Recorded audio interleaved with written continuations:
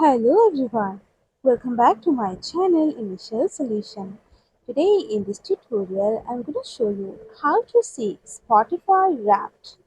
So first of all you need to open your Spotify app. So in this home page you can see in this recently played section as Spotify Wrapped 2022.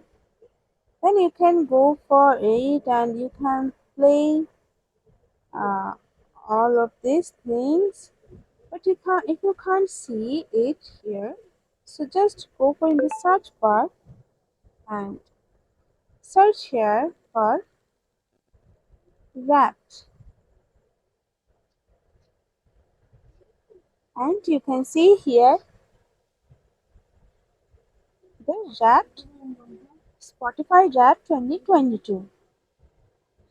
So guys, this is how you can see Spotify Wrapped.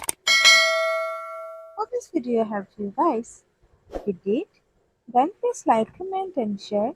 Subscribe to our channel and don't forget to hit the bell icon for more videos. Thank you.